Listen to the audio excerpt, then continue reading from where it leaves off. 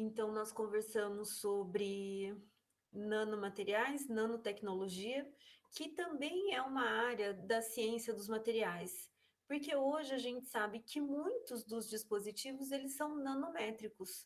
E nós vimos então que tanto que a matéria no estado sólido, ela também pode estar numa escala nanométrica e ter uma série de aplicações, né? E que, na verdade, alguns materiais eles acabam tendo características muito específicas quando eles estão numa escala nanométrica, né? Acaba tendo propriedades diferentes de quando esse material está numa escala macroscópica.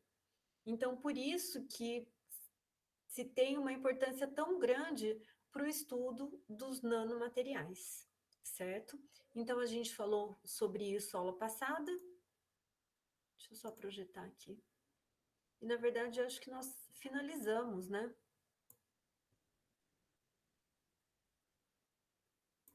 Vocês enxergam, pessoal?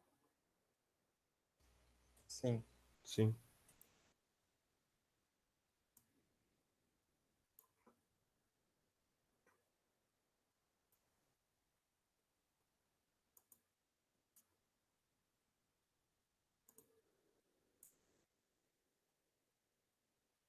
Então, que nós falamos de todos os conceitos envolvidos. Deixa eu só mudar aqui. Continuam vendo, pessoal? Sim. A gente viu todos os conceitos que envolvem os materiais de uma maneira geral. Então, o que nós temos, né? A definição de tecnologia, que na verdade é a transformação, a própria evolução tecnológica, né, que ocorre a todo momento.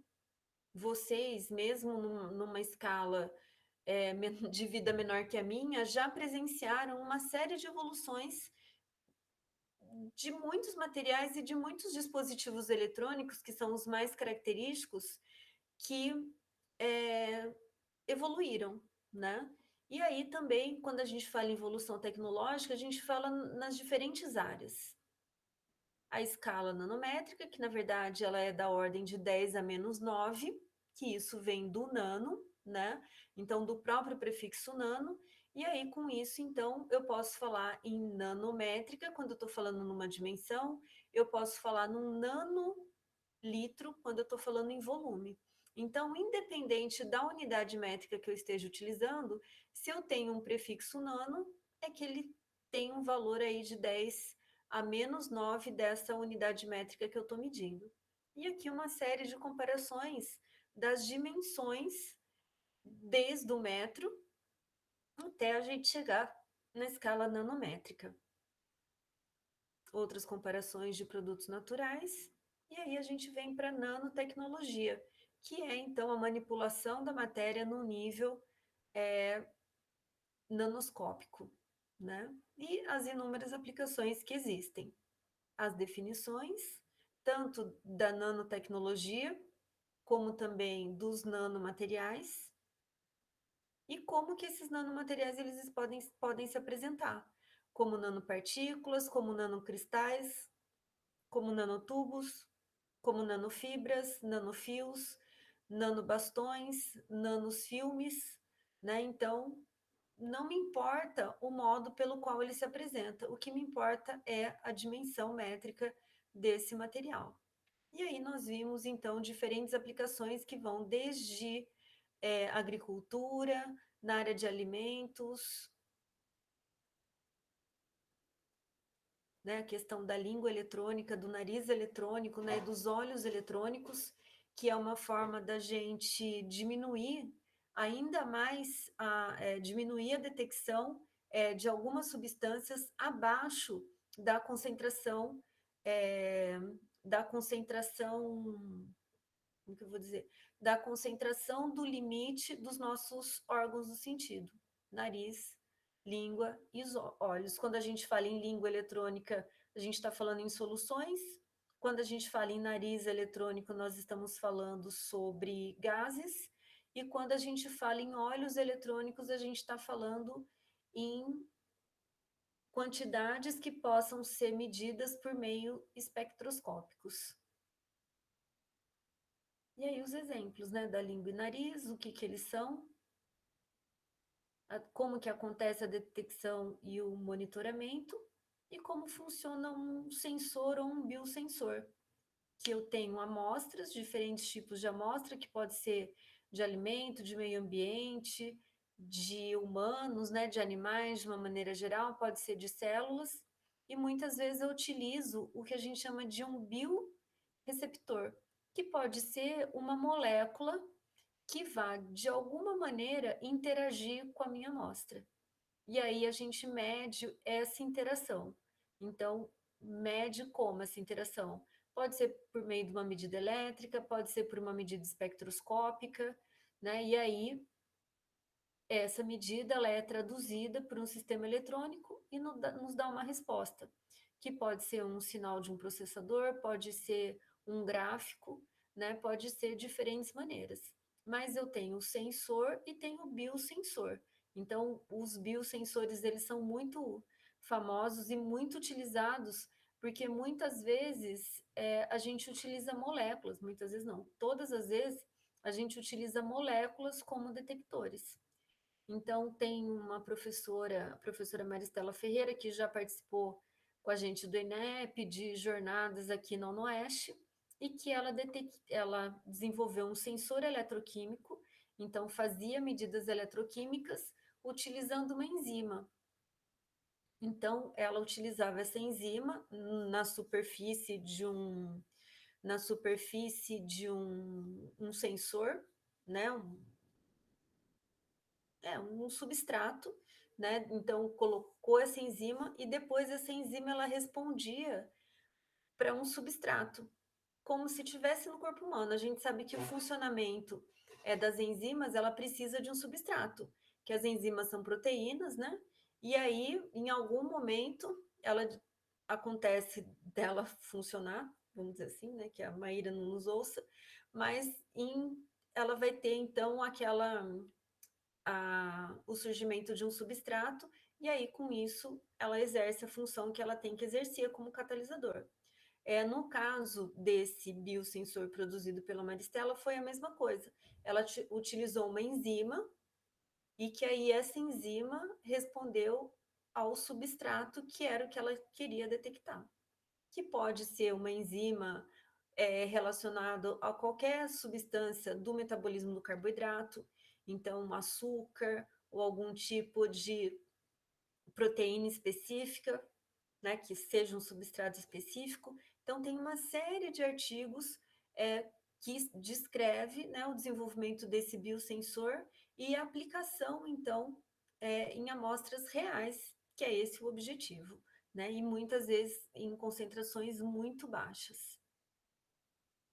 Algumas outras aplicações, né? Então, aqui como filtro, né? Então, esferas que têm essa capacidade de permitir a passagem ou não de substâncias.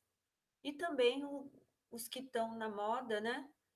Que é a bola da vez, que é o furuleno e os nanotubos de carbono, que são estruturas do carbono que têm sido muito utilizadas, muito estudadas e também muito utilizadas. E aí tem toda uma técnica específica para sintetizar tanto fulerenos como os nanotubos. E outras aplicações, né? Nós vimos aí a utilização do óxido de titânio como filtro solar, né? Algumas aplicações também misturadas com tinta. Aqui no caso ele no plástico, para aumentar a resistência de uma embalagem. A gente sabe que tem a possibilidade de ter partículas metálicas que são bactericidas, né, como as nanopartículas de prata, por exemplo. E as definições de biotecnologia, né, e nanobiotecnologia, que na verdade é método técnica associada sempre a organismos vivos, sejam eles macroscópicos ou microscópicos, e aí com isso as diferentes aplicações. E quando a gente fala Então, de polímeros sintéticos não degradáveis, polímeros bioreabsorvíveis, biopolímeros, metais e ligas metálicas, cerâmicas inorgânicas, né, zircônia, alguns compostos, né? Então, na verdade, sempre envolvendo um organismo vivo com os mais variados tipos de materiais, né? A forma como que os materiais podem estar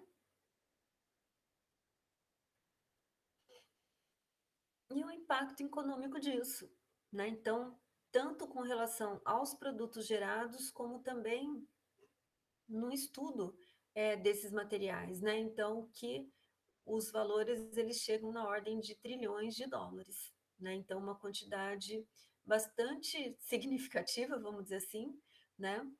Porque se busca o desenvolvimento de materiais que tenham uma performance, né, adequada e que resolva problemas, né? Então, os serviços, os sensores que alcançam esses benefícios, né, de técnicas, metodologias, processos em escala, é a saúde, alimentos e a própria agroindústria. Então, na verdade, tem campo para esses materiais em todas as áreas. E aqui a gente voltou a falar, né, de alguns exemplos, né, na farmácia, de carregadores de fármacos, como cosméticos, né, mas tem a questão da toxicidade envolvida com determinados tipos de materiais, então que já tem uma linha dentro das nanobiotecnologias que estuda a toxicidade de materiais. E tem o professor Xuxa, né, que é o Walter Zoccoloto, que ele é da área de materiais, ele é professor de física no Instituto de Física de São Carlos, já esteve com a gente aqui no Oeste também, dando um curso sobre escrita científica, e aí ele coordena uma área dentro da Sociedade Brasileira de Materiais, que é a SBPMAT, né, a Sociedade Brasileira dos Materiais, que tem um setor que estuda a nanotoxicologia de determinados materiais e dos nanomateriais. Né, aplicação nos cosméticos, aqui os insumos, né, que possuem, na verdade, o tipo de nanocomposto e o produto, né, o uso no quê, né? Qual que é o propósito disso? Então, nanossomos de arnica, fulerenos, né, que são aqueles, é o derivado do carbono, nanoesferas de lifazoma, peróxido de benzoíla, lipossomas, dióxido de titânio, óxido de zinco, nanoóxido de zinco, sistema nanodelivery, nanossomos de vitamina A, nanovitaminas, né? Então, tudo é concentrações e tamanhos extremamente pequenos para uma variedade enorme de aplicabilidade que já é algo acessível, né? E aí, então, a questão de que em muitos dessas aplicações que envolve o drug delivery, ele tem a capacidade de atravessar membranas citoplasmáticas e nucleares. E aí, dessa forma, então, levar o material para onde precisa, para dentro da célula. E aí, tudo isso é chamado de drug delivery, né? Então, que tem um investimento enorme no desenvolvimento desses materiais. Então, primeiro desenvolve a nanopartícula e depois aplica isso num tipo de tratamento ou na condução de alguma substância. E claro, né, pessoal, quando a gente fala em materiais e nanomateriais, a gente tem que falar na caracterização. Essa caracterização que a gente já estudou, né? Então, a caracterização de materiais que vai me permitir, então, verificar a evolução, verificar a síntese, verificar a estrutura, para que eu tenha uma exatidão e uma maior chance de que a aplicação que eu busco dê certo, né? Então, na verdade, o grande tempo, né, a quantidade de tempo maior que a gente gasta é na preparação desses nanomateriais, né? Por quê? Porque eu preciso acertar a síntese, eu preciso acertar o tamanho, né, dessa nanopartícula, porque dependendo da nanopartícula, se ela tiver uma dimensão grande, ela não ela não atinge o objetivo dela. Então, essa parte da caracterização ela é extremamente importante. E claro que nisso, né, o que permitiu também, só voltando, né, a caracterização de nanomateriais, é porque a gente também teve uma evolução de equipamentos. Então, é claro que há 30, 40 anos atrás a gente não tinha microscópio eletrônico, né? E hoje nós temos. Então, eu consigo enxergar a estrutura é, da minha nanopartícula por meio de um microscópio. Eu consigo mapear a superfície é, do meu material utilizando o AFM. Né? Eu consigo obter uma imagem química utilizando um espectro de infravermelho. Né? Então, é possível fazer toda essa caracterização. E aí, os métodos ópticos, que são a espectroscopia, que nós já falamos, né, que cada faixa de luz ela conversa com a matéria em partes diferentes. Então, nós sabemos que os raios-x eles conversam com a nuvem eletrônica dos elétrons mais internos, que a luz na região do infravermelho conversa com a vibração das minhas ligações, dos meus compostos, que as microondas ela conversa com a rotação, né, com a rotação molecular, e que a região do ultravioleta visível conversa com os meus elétrons mais externos, que são os elétrons de ligação. E que da espectroscopia a gente obtém espectros, que são gráficos de intensidade em função do número de onda ou do comprimento de onda. E que cada espectro, ele é o que a gente chama de impressão digital. Por que impressão digital? Porque cada molécula tem o seu espectro específico. É a característica dele, é como se fosse a digital mesmo do nosso dedo. Porque vocês sabem que ninguém mais tem uma digital igual à sua. Ela é exclusiva sua. Por isso que a gente utiliza para fins de identificação, né? Então, o espectro é a mesma coisa. Ele é a foto, a gente fala da fotoquímica do composto, né? E aqui o que a gente já conversou, né? De ter equipamentos, então a espectrometria de micro-raman dispersivo, né? Que é uma medida vibracional que a gente obtém, então, o espectro, né? Um espectro químico, uma imagem química do meu composto, e como ele é acoplado ao microscópio, eu também consigo obter uma imagem óptica, não com uma precisão e com uma aproximação igual do microscópio eletrônico de varredura, mas eu consigo saber exatamente onde que eu estou obtendo as informações do meu material. O espectrofotômetro de infravermelho com transformada de Fourier é esse o equipamento, né? Então, esse daqui é um equipamento Raman, acho que eu mostrei a figura para vocês, né? Então, aqui dentro fica toda a parte ótica, todo o caminho óptico, e aqui é a parte do porta-amostra e do microscópio. Então, isso daqui abre e fica a amostra lá dentro. E aqui é um espectrofotômetro de infravermelho com transformada de Fourier, né? Então, o equipamento é esse daqui, acoplado a computador, né? Porque os softwares é que controlam os parâmetros experimentais da minha medida, e o banco óptico também fica todo escondido. E aqui é o meu porta-amostra. Então, não sei se vocês conseguem enxergar aqui. Deixa eu aumento isso.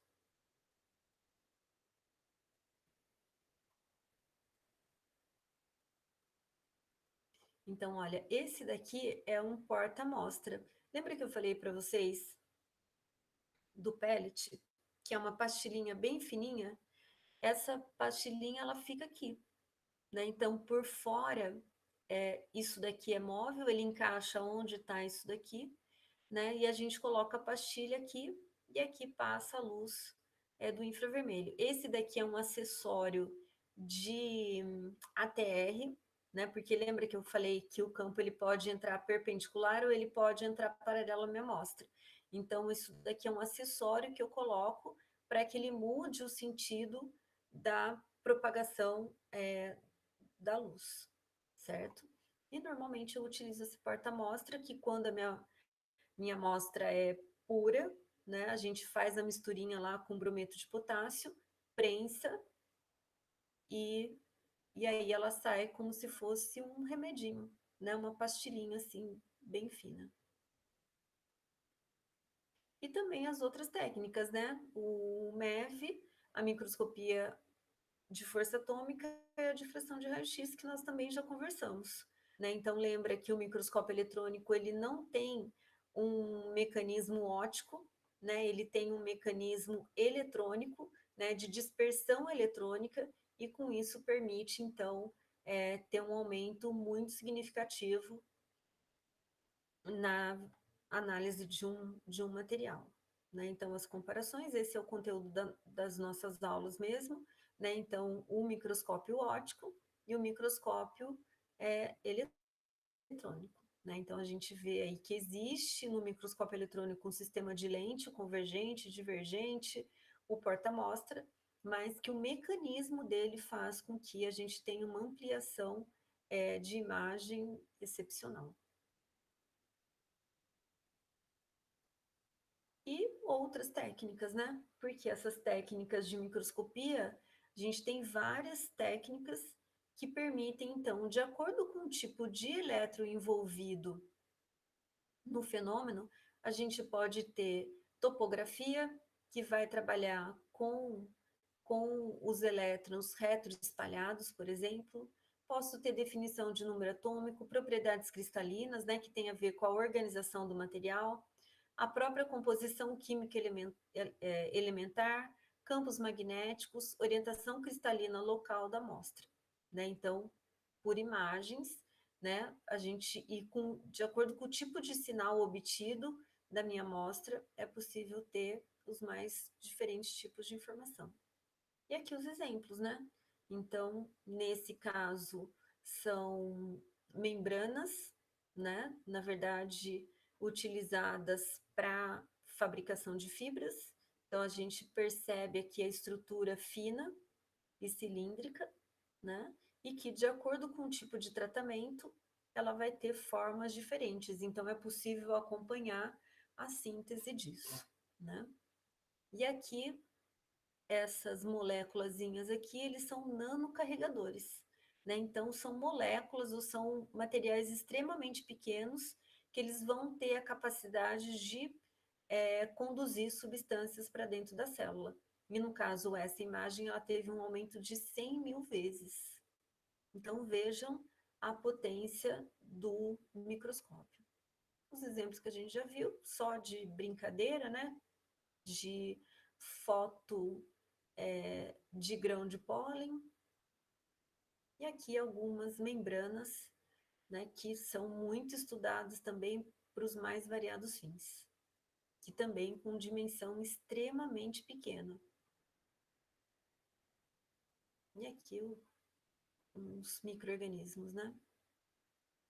E aqui, quando a gente fala em imagem MEV, né, pessoal, na verdade a gente fala de micrografias, né, que são fotos das espécies. Então, aqui só um tratamento, um acompanhamento, por exemplo, de biocerâmicas, né, que são nanoestruturas de fosfato de cálcio. Então, eles fizeram um tratamento e depois acompanharam as modificações. Deixa eu ver se ele fala. Não, só fala de aplicações. Mas que ele vai acompanhando as modificações nanoméricas à medida com que a gente tem um aumento de temperatura. Então, o estudo da temperatura ele acaba sendo importante para ver as transformações, mas as microscopias, né, ela tem a capacidade de verificar as mudanças que ocorrem na cristalinidade, na organização de uma determinada substância, certo? Então, o pacote caracterização, pessoal, ele faz parte quando a gente fala em nanomateriais e quando a gente fala em nanotecnologia, certo? Não tem como eu falo assim, eu vou sintetizar um nanomaterial e não vou fazer caracterização nenhuma. Hoje isso não existe, né? Então, existe todo um procedimento, todo protocolo, né, de síntese e também de caracterização. Então, quem já começou a fazer atividade da disciplina já deve ter visto que muitos dos materiais eles são caracterizados, porque se não tiver caracterização, ele não tem sentido nenhum, certo? Então, isso, pessoal, foi o que faltou. Acho que a gente não chegou a falar das caracterizações de quando a gente fala de nanomateriais. Eu coloquei como caracterização só as técnicas de microscopia e as técnicas de espectroscopia, porque são as mais utilizadas. Mas existem aí milhares de técnicas, milhares de propostas para caracterização de nanomateriais, que aí, no caso, ele acaba sendo mais específico e mais caro, vamos dizer assim, e muito importante, principalmente quando a gente vê potencialidade para o material. Né? Então, veja só no caso dessa biocerâmica, né? De nanoestrutura de fosfato de cálcio. Fosfato de cálcio, pessoal. Que se, que se destacam em aplicações médico-odontológicas. Na área médica, podem ser utilizados na reconstituição óssea para recuperação de pacientes que sofreram acidentes graves, automobilístico ou de trabalho ou mesmo doméstico, bem como no tratamento da osteoporose, osteomielite, que é um tipo de inflamação óssea, na liberação de medicamentos e drogas anticâncer. Né? Então, isso só essas biocerâmicas. E vejam que para cada faixa não, para cada temperatura, ela tem estruturas diferentes, certo? Alguma dúvida, pessoal? Alguém quer colocar alguma coisa com relação à nanotecnologia e à nanobiotecnologia? Sim. Boa noite, Patrícia. Boa noite, Joaquim. Eu tive uma dúvida, só que aí antes de perguntar, eu fui pesquisar primeiro para ter certeza que eu ia perguntar para você, porque eu estava com uma dúvida de dano biotecnologia em relação ao corpo humano nosso. Por exemplo, hoje em dia está surgindo bastante tecnologias, principalmente nano, em relação para trazer melhor qualidade de vida ou trazer melhor qualidade de qualquer outra coisa. Mas isso pode gerar alguma forma de que seja fora de ética, por exemplo, utilizar isso a favor de controle de alguma coisa assim, porque eu pesquisei que essa nanotecnologia é utilizada na medicina, só que era para mais recuperar tecidos humanos, como que fala, destruir algum vírus, alguma coisa assim, bactéria, alguma coisa assim do tipo, mas eu queria saber se, na sua opinião, com o seu conhecimento, que isso pode se aprofundar mais ainda de criar novos objetos, novas formas dessas nanomateriais, de tal forma que pode levar para o lado oposto do que, no caso, do que é para ajudar a ter uma melhor qualidade de vida. É isso. Boa pergunta, Joaquim. Na verdade, tudo tem os seus dois lados, né? Então, quem assistiu ou leu alguma coisa sobre a Maria Curie, ela desenvolveu a radioatividade, que trouxe muitas coisas boas, mas também ela virou uma arma de guerra, né? Então, ela foi utilizada para a produção de energia, ela foi utilizada para o desenvolvimento dos exames de raio-x, né? Então, teve muitos benefícios, mas depois foi utilizado também como arma de guerra, né? Na confecção das bombas atômicas, por exemplo, né? Mas muitas outras coisas boas. No caso das nanobiotecnologias também, pessoal,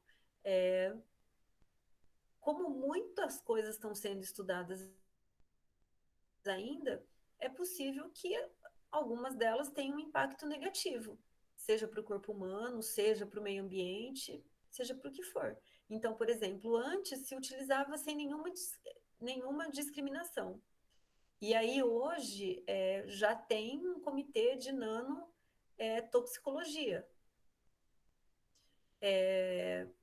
Talvez você esteja pensando também em utilizar substâncias, né, que não sejam tão nocivas, que não sejam saudáveis, vamos dizer assim, né, de utilizar alguns carregadores para levar determinadas drogas para lugares específicos, né? Isso se ouve falar muito. Quem gosta de filme de ficção vê que tem muito, né? Então, estudo de algumas substâncias para levar algum transtorno, alguma mudança em determinada região do cérebro e aquilo é conduzido por meio de um nanochip, né? Quem gosta de filme de ação tipo aquele Bourne, né? Quem gosta de Missão Impossível, e tem um monte de coisa que eles fazem lá que eu só fico olhando, né? Será que é uma é algo que já acontece e a gente não sabe, ou se é uma ficção científica pura, né? Mas sempre tem o desenvolvimento das duas coisas juntos. Aquele que usa todo o seu talento para resolver problemas e existe aqueles que usam todo o seu talento para criar problema e, e usufruir disso. Que numa escala maior, né? É aquele assim, aquele químico que estuda para, sei lá, para desenvolver um tratamento de água super eficiente. E aí tem um químico que sintetiza droga e vende droga, né? Então, as duas coisas. Mas deve ter. Muitas coisas a gente não fica sabendo, né? Aí imagina essa droga, no caso, dentro da água, todo mundo vai beber água com droga e vai ficar doido. Uhum, uhum. Mas, ô Patrícia, em relação a, por exemplo, os humanos estão criando, né? É bastante discutido hoje em dia na atualidade sobre esse chip que pode ser colocado no braço, ou chip que pode ser colocado até mesmo na cabeça. Isso pode reverter, certo? Para fazer um controle global, alguma coisa assim, a pessoa ficar sob controle. Eu acho que ainda não é possível isso. Não, né? Já é possível, Joaquim, sem utilizar nanoestrutura. Como que é uma forma deles controlarem a gente? Vocês acham que nós somos controlados? Que nós somos vigiados? Pela influência digital. Então, mas nós somos vigiados? Sim, até por Sim. tudo, né? Hum? É pelo celular, em tudo que a gente mexe, em Google, essas coisas, então. Então a gente já é, né? Então, na verdade, você passou por uma loja, dali a pouco vem a perguntinha: o que você achou dessa loja? Né? Lembra que na época da pandemia, o governo do estado de São Paulo dava um mapeamento se as pessoas tinham saído ou não. Como que essas pessoas, como que estava a porcentagem de isolamento social? Como que eles faziam isso? Pelo sinal de celular. Então, se você estava andando com seu celular no bolso, né, ou na sua bolsa, era detectado e aí sabia onde você estava. Né? Então a gente já é vigiado, né? Sem ser utilizando nanoestruturas, utilizando estruturas macro, mas a gente já é. E aí tem um lado bom, né? Então, hoje tem medicamentos que são liberados por meio de chips, de chips, né? De chip, né? Que são estruturas muito pequenas e que o medicamento está ali. E que à medida com que o seu organismo responde à necessidade desse medicamento, esse dispositivo ele tem a capacidade de liberar uma quantidade que seja suficiente para tratar aquela reação. Né? Então, hoje a gente já tem bastante coisa. Medicamentos, né, que são carregadores de substâncias ativas para dentro da célula. Então, a gente já tem. Mais alguma pergunta, pessoal?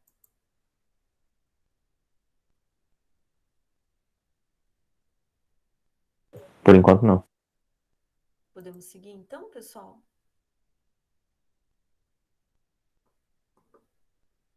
Sim. Então, certo. Então, pessoal, o que eu queria conversar com vocês é um outro assunto que é de caracterização é a caracterização térmica de materiais, que ela é um conjunto de técnicas também importantes, que é um conjunto de técnica importante que vai analisar o comportamento térmico do material. Se ele libera calor, se ele sofre decomposição, é, se ele perde calor, se ele ganha calor. Então, para isso, a gente chama de análises térmicas, que é o segundo tema da nossa aula de hoje, que é um tema super legal, que não é difícil como é a espectroscopia.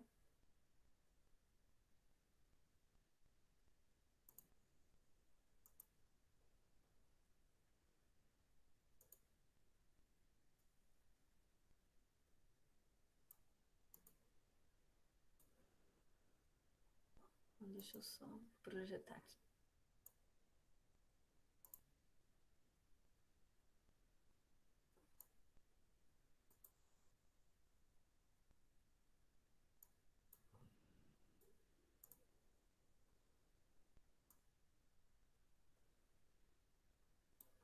Todo mundo enxerga, pessoal? Sim. Bom, pessoal, a análise térmica é uma outra técnica queridinha da minha vida, né? Que, que na verdade acho que vocês devem espantar, porque muitas delas são, né? Mas todas essas técnicas que eu converso com vocês no curso, eu tenho uma certa vivência. Então, sempre falar dessas técnicas me dá, por mais que algumas delas, as definições, elas sejam uma viagem, muitas vezes, de entender, né? Complexos. Mas, que, né, Natan? Mas que ela resolve problemas, né? E aí eu tive a possibilidade de vivenciar essas técnicas que eu converso com vocês e garantir que elas resolvem, né? Que elas respondem para determinadas necessidades. E no caso da análise térmica, o pessoal não é diferente, né? Então, o laboratório que eu fiz minha iniciação científica e depois fiz meu mestrado e parte do meu doutorado foi num laboratório de análise térmica. E um dos grandes estudiosos de análise térmica era desse meu laboratório, que é do professor Éder, que na verdade é uma das minhas inspirações profissionais. Ele é meu sócio científico, porque a gente tem alguns artigos, inclusive na área de análise térmica e também na área de educação em química. Então, uma pessoa muito querida, e ele foi um dos que ajudou a regulamentar as análises térmicas no Brasil. Então, na verdade, o desenvolvimento da análise térmica no Brasil começou com um pesquisador chamado Ivo Jolito, que era da USP de São Paulo.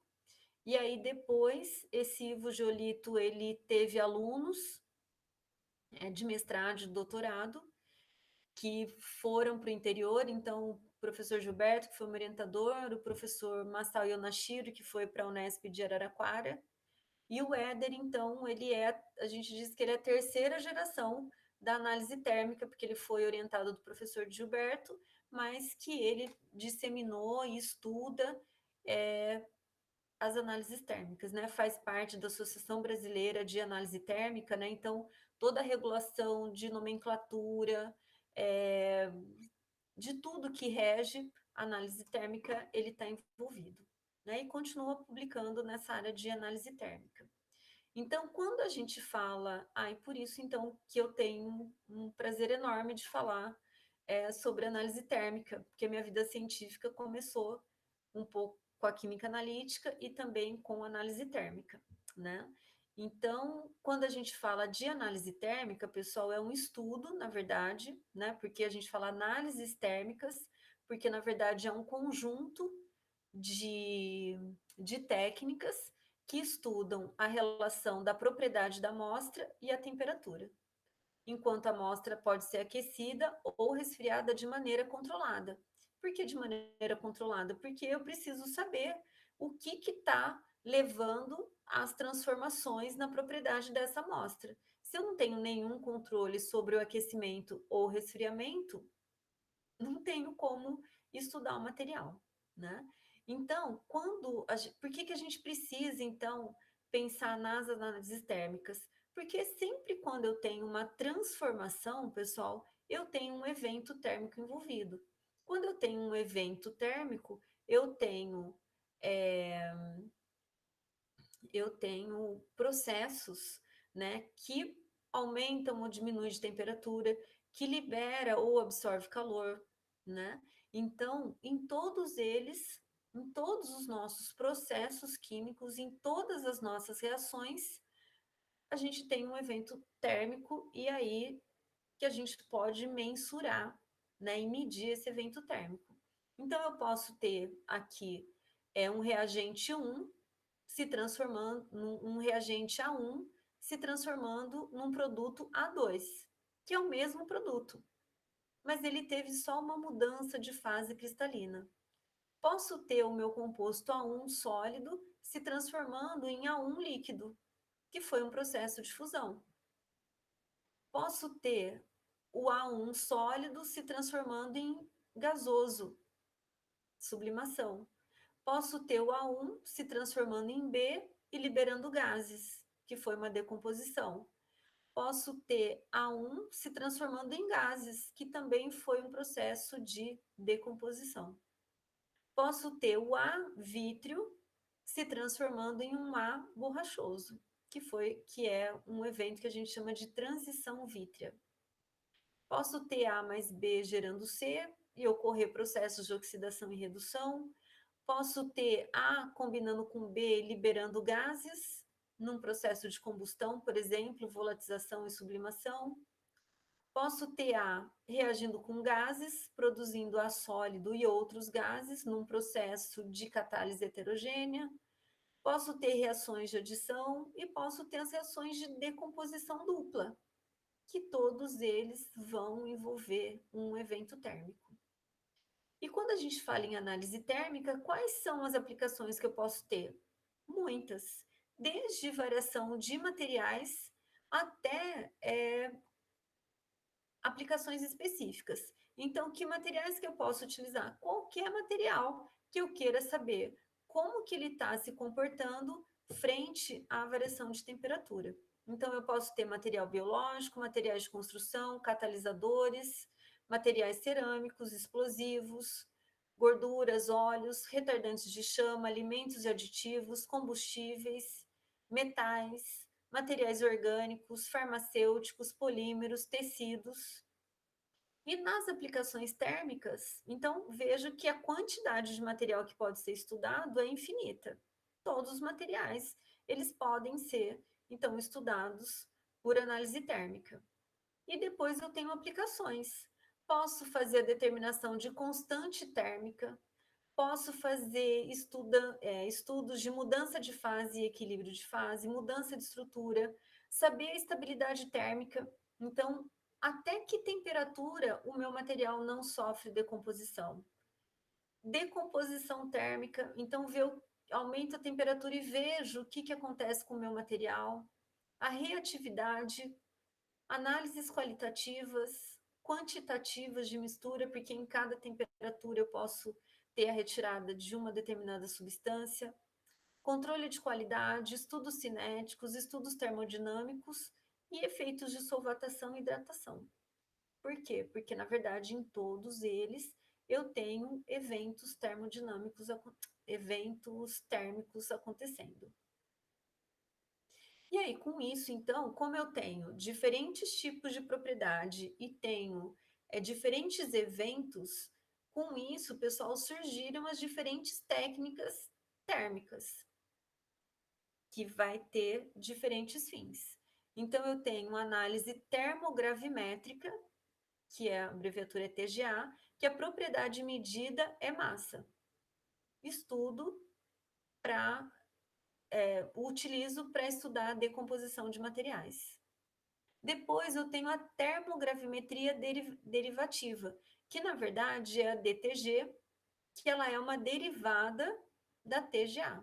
As duas acabam caminhando juntas, porque, na verdade, a termogravimetria derivada, ela é uma derivada da termogravimetria.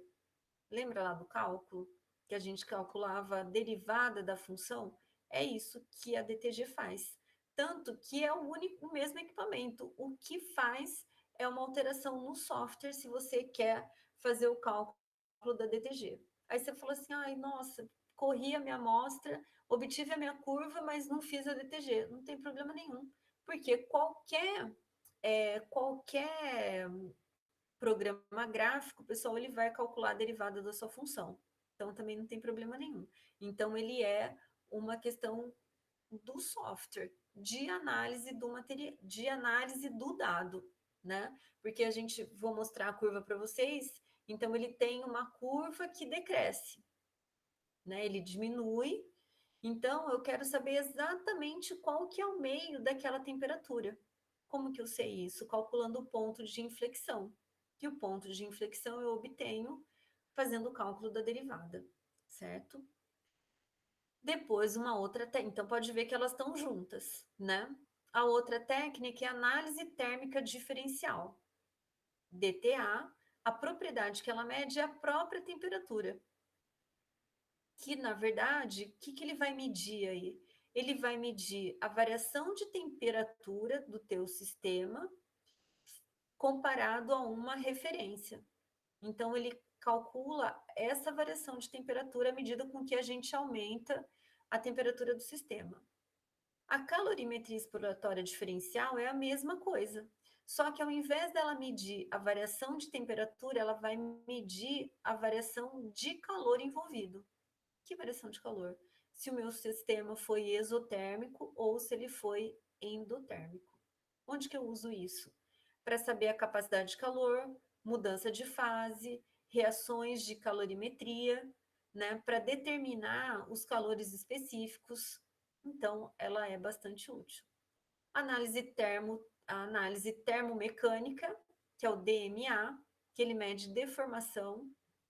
Então, é uma técnica utilizada para estudo de características mecânicas do material, né? Então, o DMA ele mede a deformação. E aí, muitas vezes, se essas deformações são elásticas, se são inelásticas, e em função da temperatura, né?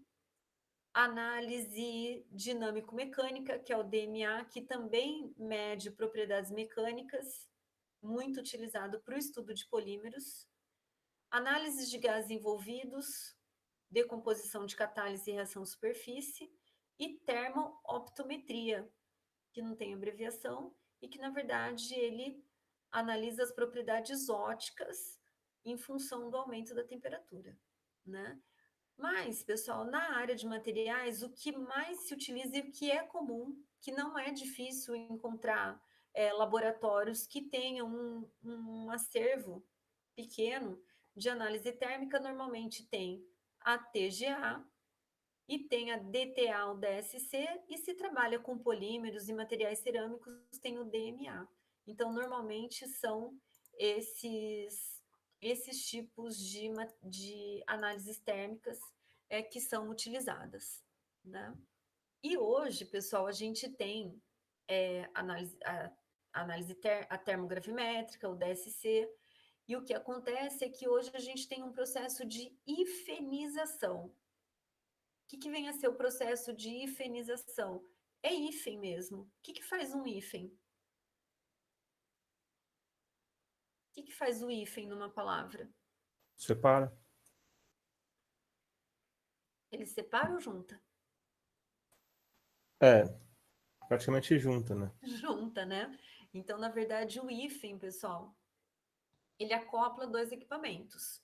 Então, a gente vai ver o TG, ele aumenta a temperatura e tem uma variação de massa. Então, a substância ela pode sofrer um processo um processo de decomposição. O que é sólido fica na balança, mas o que é gás, ele sai. Então, se eu tenho a TGA sozinha, eu vou só conseguir analisar o meu resíduo. E eu não consigo analisar o que sai. Então, hoje, existem equipamentos, e até na Unesp aqui de Prudente tem, que é um TGA acoplado ao infravermelho. Por que que ele é hifenizado? Na verdade, ele tem um tubo condutor, né, que o gás que estiver saindo da degradação da minha substância vai passar por esse tubo condutor e ele já vai entrar direto no meu espectrômetro de infravermelho. E ali ele vai tirar um espectro do infravermelho. Então, eu tenho também TG acoplado a um DSC. Então, que faz simultaneamente o TGA e faz o DSC no mesmo equipamento. Tenho equipamentos que eu tenho TGA acoplado com espectrômetro de massa. Que acontece o quê? De ter, então, a análise térmica, e aí ele vai analisar o gás que estiver saindo, ele já vai entrar direto no espectrômetro de massa. Então, existem esses equipamentos que são acoplados, que são hifenizados, como eles são chamados, e que de um ele vai para outro, e aí isso me permite uma análise completa da minha amostra e do que eu estou analisando, certo? Então, pessoal, todas essas análises térmicas, o que elas têm em comum? Variação de temperatura, né? Então, a verificação do comportamento de uma determinada propriedade em função da temperatura.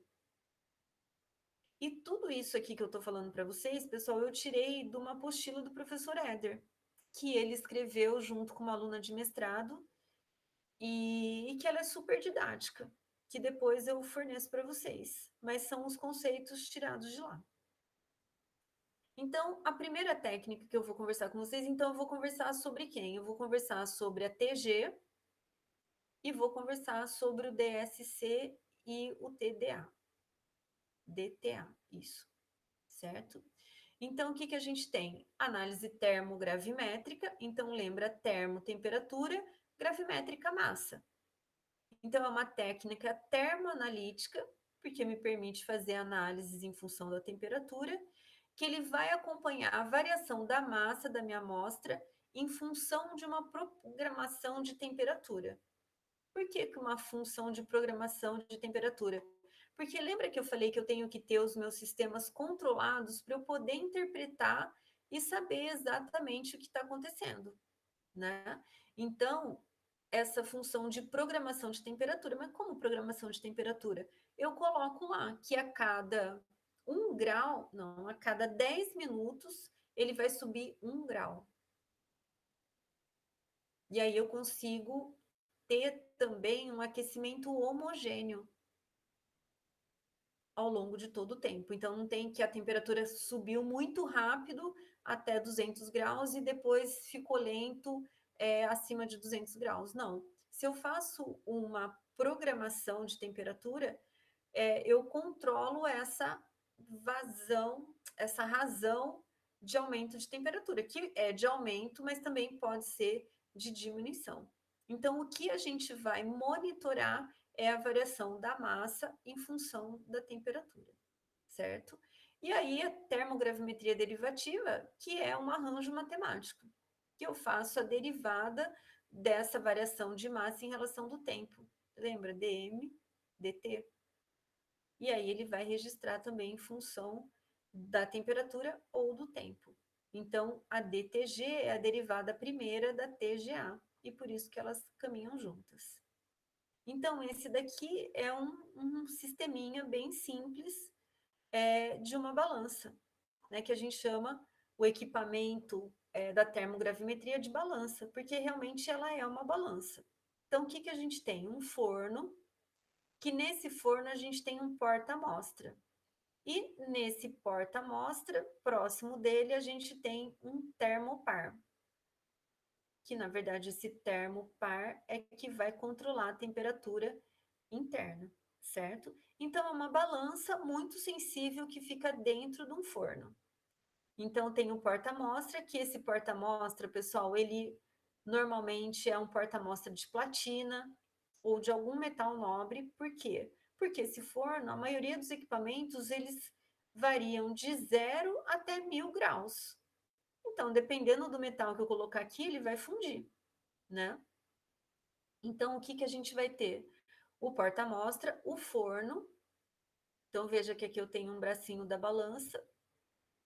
E aí eu tenho um programador de temperatura, eu tenho o controlador da balança, tenho um termopar da amostra. Então, veja que aqui, pessoal, é uma cestinha mesmo, né? Que a gente pendura com muito cuidado nesse balanço. Então, tudo pegando com pinça de ponta fina, né? Então, tem esse porta-amostra, coloca a amostra ali. Eu tenho esse termopar, que ele vai ficar muito próximo da amostra para ele medir exatamente a temperatura que está a minha amostra e não a temperatura do meu forno. Tem um programador de temperatura, que aí já é o equipamento, então o termopar da minha amostra, que também é controlado, e um registrador. Esse, pessoal, é uma estrutura é, do, da balança, né? Mas hoje ela é essa programação de temperatura, o controle da balança, ele é tudo feito via computador. Mas antes era um registrador. O que é um registrador, pessoal? O sinal da perda era enviado para esse registrador e ele desenhava, né? Vocês vão dar risada, mas fica o bracinho andando, né, numa ponta de uma caneta hidrocor, e aí ele registrava o gráfico. Mas hoje isso não existe mais, e tudo isso daqui existe o programador, né, o controle da balança, mas tudo isso, o registrador, mas tudo isso é feito via computador. Então você define os parâmetros de rampa de aquecimento, você informa no software a massa, e aí ele mesmo já vai fazendo as contas, né? Então você define o parâmetro da massa que você está utilizando, você utiliza a rampa de aquecimento. Eu posso gerar aqui dentro desse meu forno uma atmosfera inerte. Por quê? Porque a minha amostra ela está sofrendo decomposição, e se eu tiver uma atmosfera oxidante, ela pode transformar aquilo que está ficando de resíduo, por exemplo. Então, eu posso purgar gás, né? Que, na verdade, esse gás ele pode ser inerte ou ele pode ser um gás oxidante. E ele vai ter que objetivo? De arrastar, porque não vai sair gás desse processo de decomposição. Então, a gente também controla o fluxo de entrada desse gás que vai arrastar o que está saindo da amostra para um detector, certo? Ou então, se eu não tenho detector, né, ou se eu não tenho uma hifenização de equipamento, eu só vou conseguir ter dado do que ficou e não do que saiu, certo? Então, uma balança termogravimétrica, ela tem uma balança registradora, ela tem o forno, um suporte de amostra, o sensor de temperatura, o programador da temperatura do forno, que hoje é um software que faz, um sistema registrador, que hoje é o software que faz, e o controle da atmosfera do forno, que também aqui é um cilindro de gás que vai continuar fornecendo o gás para dentro do forno, seja ele inerte, seja ele oxidante. Então, se for inerte, gás nitrogênio, gás hélio, né? Então, gases que não tenham a capacidade de reagir com nada, ou então um gás oxidante, que pode ser ar, por exemplo, né? Que também ele é muito mais barato, né? Pode ser ar, pode ser gás oxigênio, pode ser o gás que eu quiser. E eu também controlo esse fluxo de gás utilizando o meu sisteminha computadorizado. E aqui, o que a gente tem de fator que pode alterar a minha medida de TG e DTG? Eu posso ter fatores experimentais, tanto que existem vários estudos que falam sobre a influência dos parâmetros ambientais, dos parâmetros instrumentais, no resultado da minha medida. Então, que fatores são esses? Pode ser a razão de aquecimento do forno, lembra que ele pode aquecer muito rápido, ele pode aquecer muito devagar. A velocidade do registro de papel, mas que isso não existe mais, né? Porque antes era na hidrográfica e agora é tudo software. A atmosfera do forno, que pode ser oxidante ou inerte. A própria geometria do suporte de amostra, então lembra que eu falei para vocês que é uma cestinha? Então tem algumas que são cestinhas, que são totalmente abertas, tem outras que elas são fechadas com tampa, então aí impede a saída do gás, e muitas vezes o gás que fica em contato com o resíduo, ele também reage e forma outra coisa, né? A própria sensibilidade da balança, porque a amostra que eu utilizo na balança, pessoal, ela tem uma massa de 8, em torno de 5 a 10 miligramas. Então, é uma balança super sensível, que se a gente for comparar com as balanças normais, ele já está lá no erro, né? Já está na variação, já vai estar na quarta casa, né? E aí, que é o erro da medida. E a própria composição do suporte da amostra, né, do meu porta-amostra, porque ele tem que ser um metal que suporta temperaturas bastante elevadas e para não fundir e também não interagir com o meu material, que é o resultado da minha decomposição. E aí, então, esses são fatores instrumentais, mas eu também posso ter fatores de amostra. Então, a própria quantidade de amostra, a solubilidade dos gases evolvidos, né, dos gases que saem da amostra, o tamanho de partícula e o calor da reação, o empacotamento da amostra, a natureza da amostra e a condutividade térmica da amostra.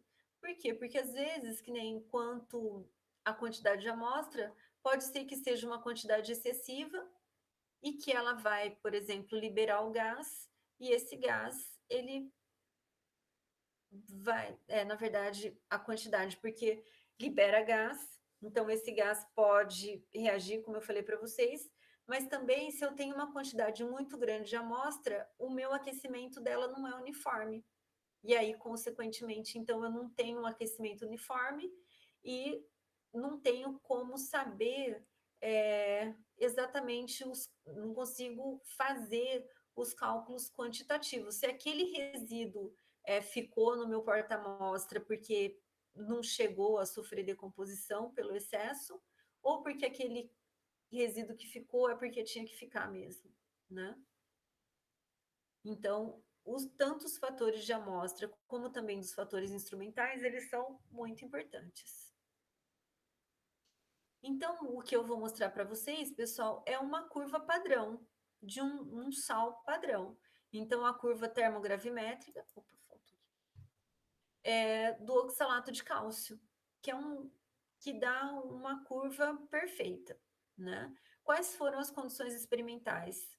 Uma amostra de 8 miligramas, né? Então, do oxalato de cálcio desidratado, utilizou um suporte de amostra de alumina aberto.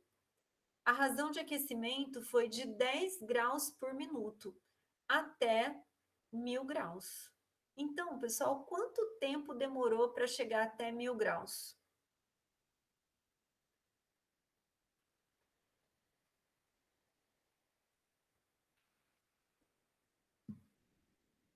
Quanto tempo demorou?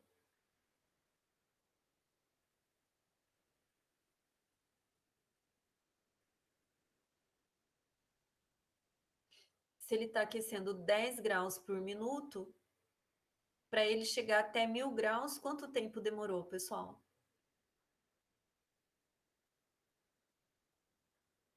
Pode fazer a regrinha de 3 aí.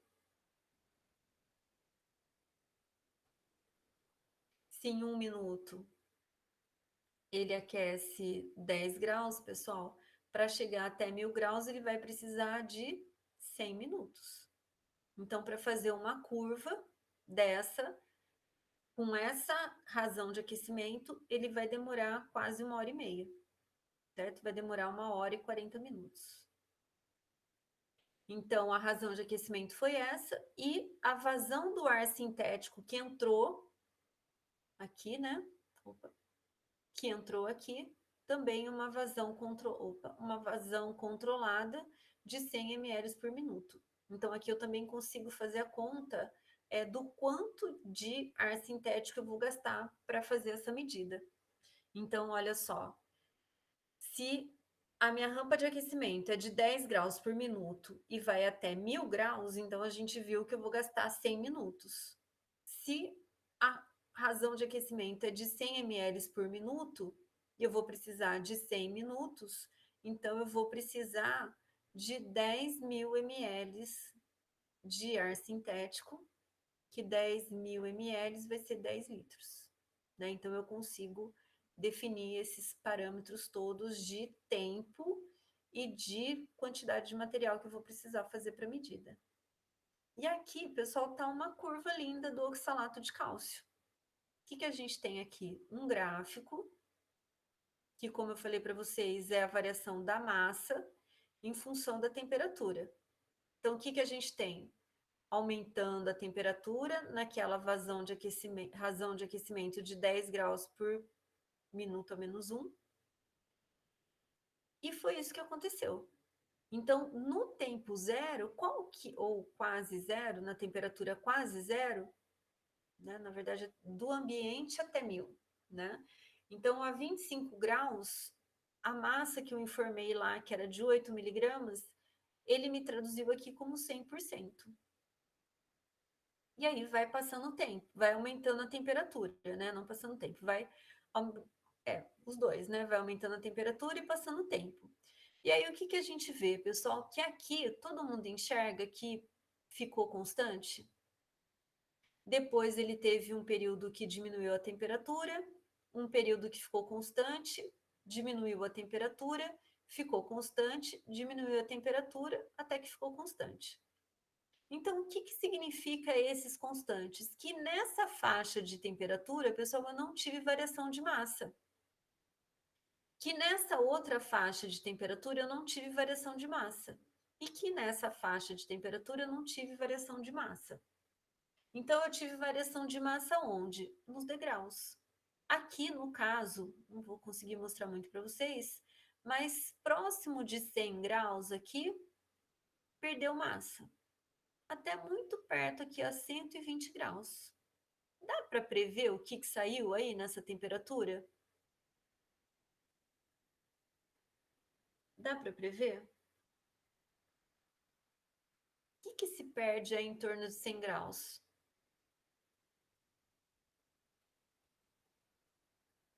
Normalmente a água. Então, nessa faixa de temperatura, pessoal, normalmente é perda de água.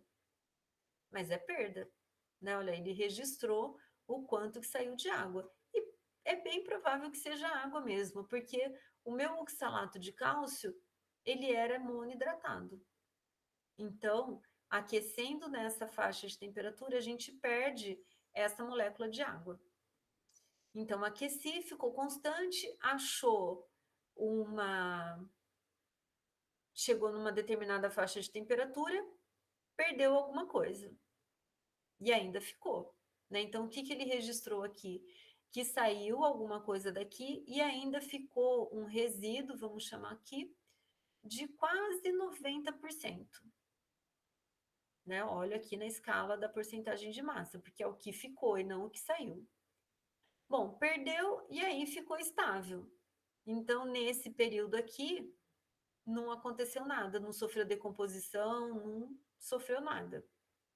Depois, chegou numa outra faixa de temperatura, caiu a massa de novo. Então, aconteceu alguma coisa aqui. Produziu um resíduo, que esse resíduo ficou estável numa determinada temperatura, e aí depois ele voltou a perder uma quantidade de massa de novo, certo? Então, esse é o gráfico TG.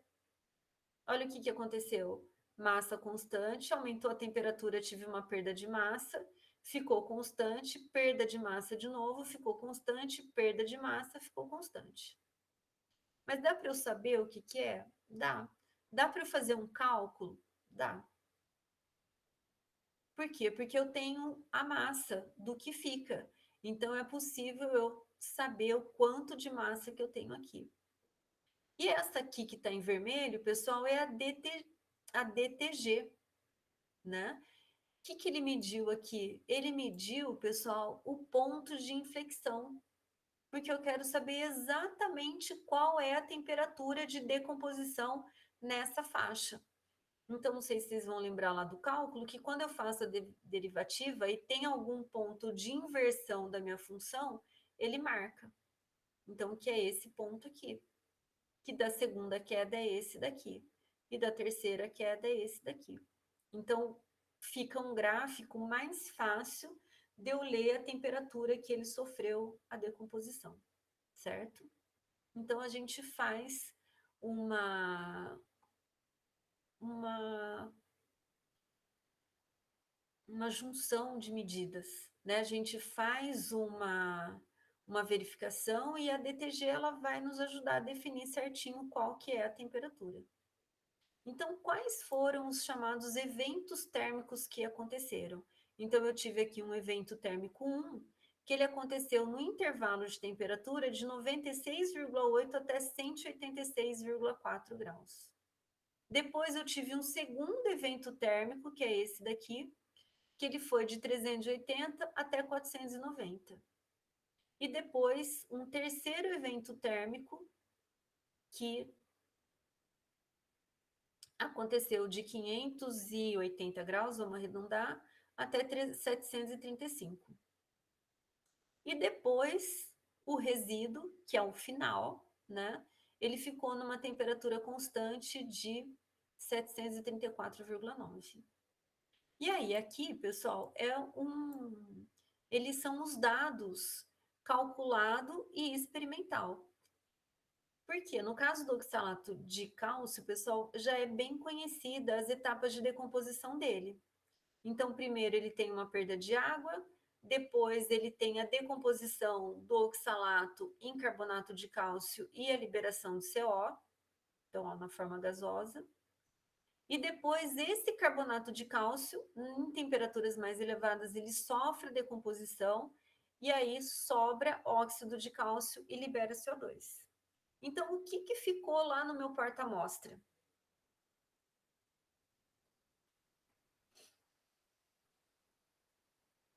Que resíduo que ficou na minha amostra? O óxido de cálcio. Ah, mas não ficou oxalato? Não. Ficou até quanto? Até a temperatura de 380. A partir de 380, ele sofreu uma nova decomposição. Então, eu não tenho mais o oxalato de cálcio. Eu vou ter o quê? O carbonato de cálcio. Então, passado o segundo evento, nesse patamar aqui, eu tenho carbonato de cálcio. Chegou na temperatura de 580, o que aconteceu? Ele sofreu a decomposição de novo. Liberou dióxido de carbono e restou o quê? Óxido de cálcio. Então, desse meu composto oxalato de cálcio, aqui, né, que era o meu reagente, monohidratado, o que, que ficou no final? Óxido de cálcio. É possível saber quanto? É possível, porque isso daqui é só um cálculo estequiométrico. Então, aqui foi feito a perda de massa calculada e a perda de massa experimental, que na verdade isso daqui foi um experimento que eles fizeram no laboratório, né? Então, fez os cálculos estequiométricos para saber qual que é a porcentagem. Aí você fala assim, mas como que faz essa conta? Simples, né? Então, a massa molar do oxalato de cálcio monohidratado vai gerar um mol do oxalato de cálcio. E aí, então, isso daqui é 100%, o oxalato de cálcio vai ser X. E a diferença vai ser o X de água. Então, 1 mol disso tudo vai gerar 1 mol de oxalato de cálcio desidratado, vamos dizer assim. Isso daqui é 100%, isso daqui vai ser X. Então, aqui é a porcentagem de perda de massa. Então, nesses cálculos aqui, ele está calculando o que saiu. Então, no caso aqui, o que, que saiu nesse primeiro? Saiu água. O que, que saiu nesse segundo? Monóxido de carbono. O que, que saiu nesse terceiro? Dióxido de carbono. Que é cada um deles que saiu. E aí restou o que de resíduo? Aproximadamente 40%. Certo? Fica claro, pessoal?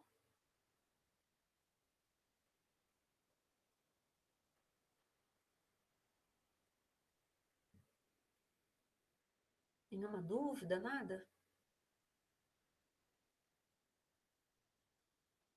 Bom, então, um exemplo clássico que é a degradação do oxalato de cálcio. Então, a gente não acoplou nada aqui.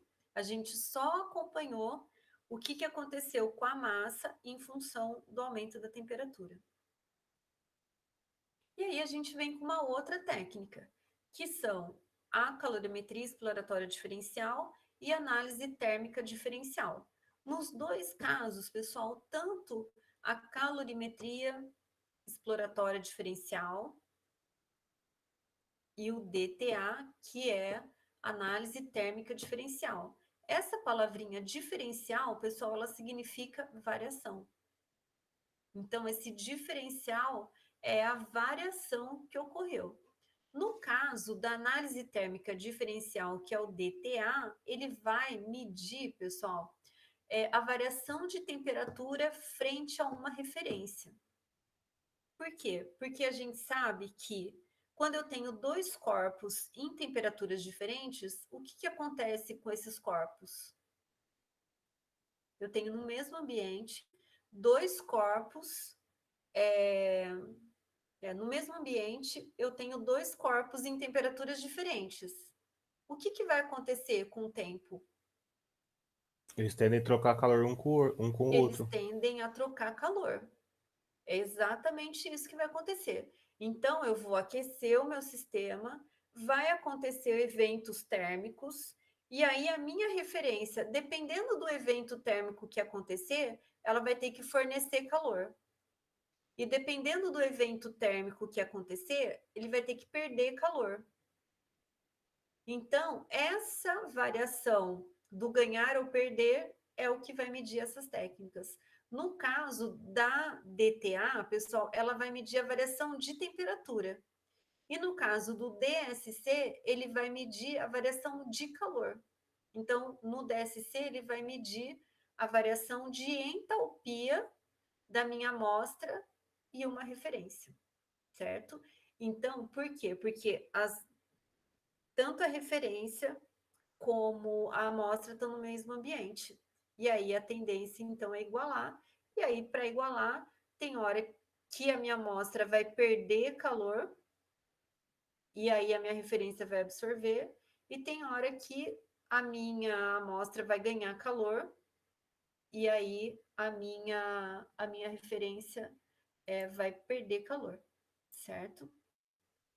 Então, tudo isso para manter o equilíbrio, né? Então, o que difere é que uma vai medir a temperatura, a variação da temperatura, e a outra vai medir a variação de calor. Então, como que é definida a DTA?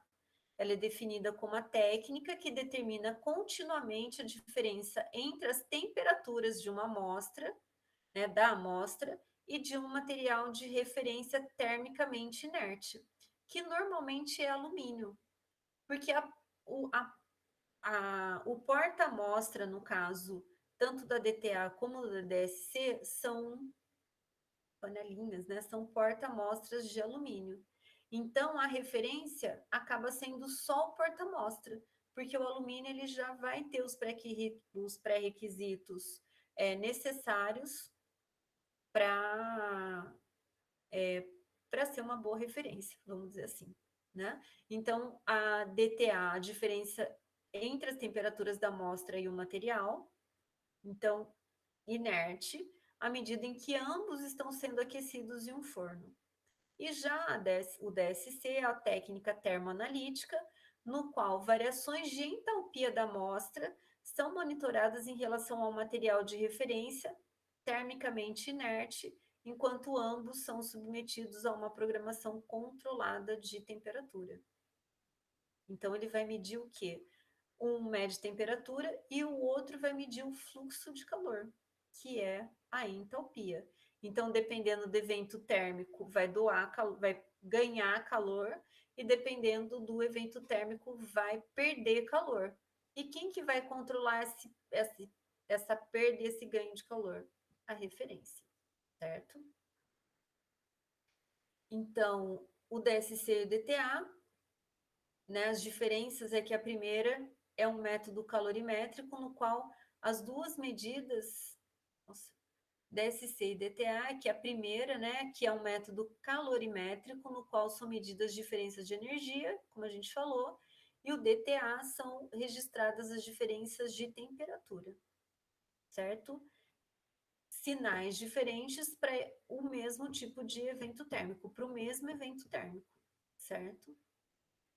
Então, é isso daqui, o esqueminha dos equipamentos, né? Então, eu tenho um forno, que ele chama de célula, né? Ou um aquecedor, então, os entendidos que não nos ouçam falar que isso é forno, né? Mas a gente tem uma célula DTA ou DSC, que é comum, né? Porque eu tenho a minha amostra, eu tenho a referência, eu tenho um programador de temperatura para o meu forno, eu tenho uma fonte de gás que vai purgar aqui e arrastar o que for saindo, e aí o amplificador e o registrador. Então, lembra que hoje amplificador e registrador é computador que faz, e o programador do forno, de temperatura do forno, também é tudo software, certo? Então, isso é uma célula que é igual para os dois. O que vai diferenciar? Que no caso, né, Então, isso é básico para os dois. No caso da DTA, eu tenho que no meu sistema de aquecimento, eles são aquecidos juntos. E no caso do DSC, pessoal, o aquecimento é feito de maneira diferente. E aí, com isso, por meio de aquecedores individuais, né? Então, o que vai acontecer é uma compensação de potência. E no caso do DTA, não, né? Porque é aquecido por uma mesma resistência e não por resistências individuais. Mas o que importa para nós é que um vai medir o fluxo de temperatura, né? A variação de temperatura do meu sistema, e o outro vai medir o fluxo de calor. Lembrando que isso daqui está dentro de um único bloco, certo? Então, abre o negócio e você encaixa o seu porta-amostra dentro desse recipiente. Então, que eventos térmicos são esses, pessoal? Eu tenho muitos eventos térmicos que nem sempre eles estão associados à perda de massa, certo? Então, eu posso ter evento térmico com ganho e perda de massa, e posso ter evento térmico sem ter ganho ou perda de massa. Fica claro isso? Alguém consegue exemplificar um fenômeno que eu tenho, ocorre um evento térmico sem ter perda de massa?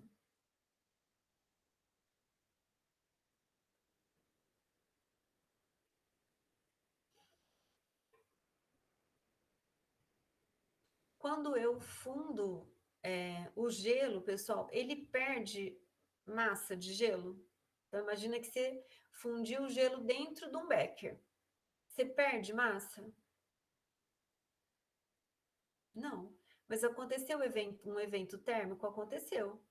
A água, para passar do estado sólido para o estado líquido, ela precisou absorver calor do meio. Então, o que aconteceu? Eu tive um fenômeno endotérmico, certo? Porque ele retirou calor do meio. Teve variação de massa? Não teve variação de massa. Quando eu tenho transição cristalina, eu também tenho um evento térmico, mas eu não tenho variação de massa. Então, pode acontecer muitas vezes de eu ter evento térmico sem ter variação de massa. Mas eu nunca vou ter variação de massa sem ter um evento térmico envolvido. Porque para qualquer transformação, eu vou precisar absorver ou a minha transformação vai liberar calor, certo? Então, variação de massa, obrigatoriamente ocorre um evento térmico. E pode acontecer eventos térmicos que eu não tenha variação de massa, certo? Então, o que a gente tem aqui? Por exemplo, transição vítrea, que é uma variação na estrutura. Posso ter processos de cristalinização. Então, aqui, pessoal, um gráfico, né, que eu acabei não falando, é uma curva de DSC. Por que eu sei que é uma curva DSC? Porque eu estou tendo variação de temperatura em função do fluxo de calor. E aqui, como que eu sei se é fluxo de calor? Então, ele só vai me mostrar se o evento é exotérmico ou endotérmico. Existe uma convenção de que todos os picos para cima, né, como esse, são eventos exotérmicos. Então, se convencionou de que os picos de cima eles são exotérmicos, né? Então, veja só, eu posso ter uma transição vítrea com uma perda de calor. Na verdade, com ganho de calor, né? Que ele é endotérmico. Num processo de cristalização, normalmente são eventos exotérmicos, que libera calor para o meio. Um processo de fusão,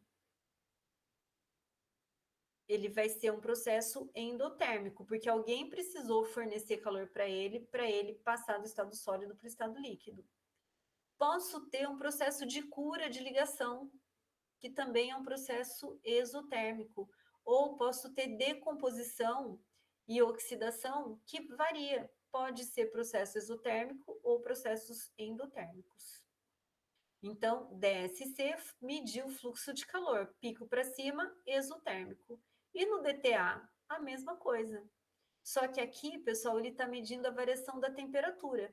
Vai ter a mesma coisa, pode ser endotérmico ou exotérmico os picos. Pela convenção para cima é exotérmico e para baixo endotérmico, certo? Então pode ver que é muito semelhante ao gráfico do DSC. Por quê? Porque está ocorrendo, o que ele faz é que no DSC ele está medindo o fluxo de calor envolvido. E aqui a variação de temperatura, só que uma acaba sendo derivada da outra, né? Porque se meu evento é exotérmico, ele está tendo uma variação positiva do meio. E aqui, então, um acoplamento. Fica claro, pessoal? Tem alguma dúvida?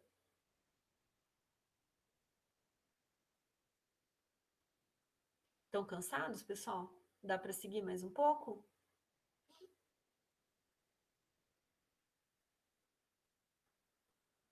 Dá para seguir, pessoal?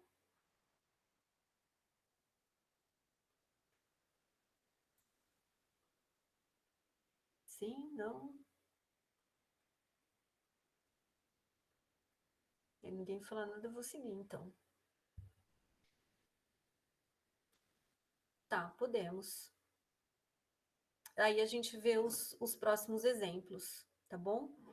Vamos fazer uma pausa, pessoal? Na verdade, a gente pode continuar na próxima aula, porque eu vou fazer uma reunião com vocês às 9 horas. Todo mundo recebeu o e-mail? Para falar sobre algumas coisas. Na verdade, deixa eu ver o que que tem. Esses são os exemplos, a gente pode deixar para a próxima aula, não tem problema nenhum. Que daí eu coloco mais alguns exemplos reais aqui para vocês, certo? Então, a gente pode parar e aí, então, às 9 horas a gente volta. Eu vou ficar aqui na sala. Se alguém quiser alguma coisa, pode ficar à vontade.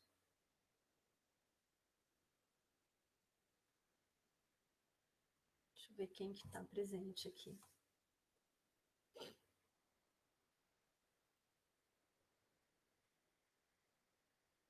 Pessoal, e o que eu vou conversar com vocês é importante. Então, quem for sair, é importante que volte.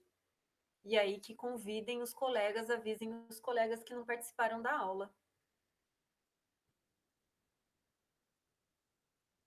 Tudo bem?